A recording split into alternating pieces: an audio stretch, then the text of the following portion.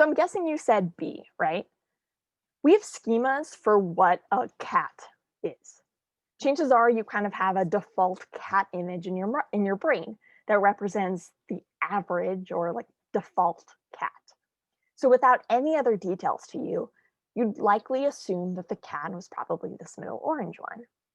You might have thought of these different things on your list, things like, okay, cats have four legs, cats generally have a long tail, they generally have fur, they have whiskers, they're found in your house, different things like that, right?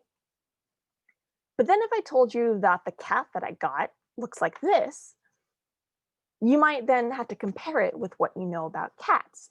You might pay closer attention to the things that fit what you were expecting. Things like, okay, that's got four legs, it's got a long tail. But you might pay less attention to the features that don't fit, like the absence of fur. Or, for instance, you might need to update your schema altogether. So maybe through different experiences with these types of hairless cats, you then update your schema to be, okay, cats can be furry or they can be hairless. And that's then how you picture cats. Now, schemas are really important for how we process and store memories.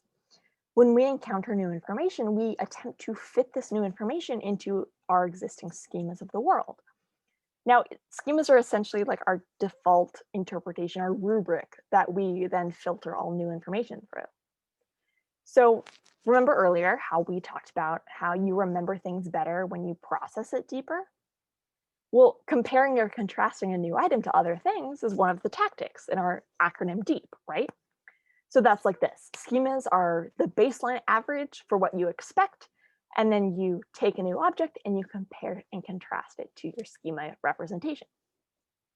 Now, when it comes to more complex situations, though, you tend to remember details that are consistent with your schema more than the ones that are inconsistent. So, for instance, if I were to ask you later about the cat that I got, I didn't really get this cat, but like if I were to ask you later what you remembered about my cat, you might say things like, okay, yeah, it had four legs. Uh-huh. It had long tail. Um, it had whiskers. Things that were consistent with what you know about cats. But you're unlikely to, or you're less likely to say things like, oh, it didn't have fur, because that's inconsistent with your existing schema of cats. Now, researchers have shown that we're more likely to remember things that are consistent with our schemas. So, for instance, if you have a schema of your roommate who is a very studious person, she does her homework on time, she works hard. If you were asked to recall what your roommate did that day, you're more likely to remember them working or studying than you are to remember that they played a video game for a couple hours.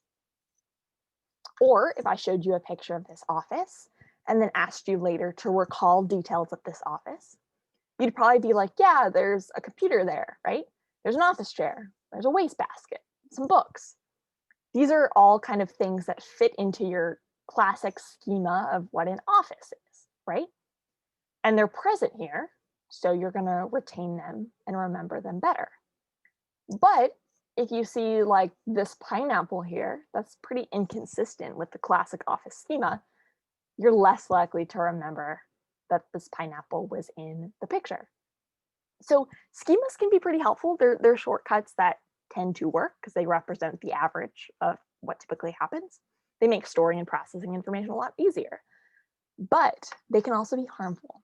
If we have schemas that tend to but they can also be harmful if we have schemas that reflect things like stereotypes and prejudices, things that aren't really true or accurate.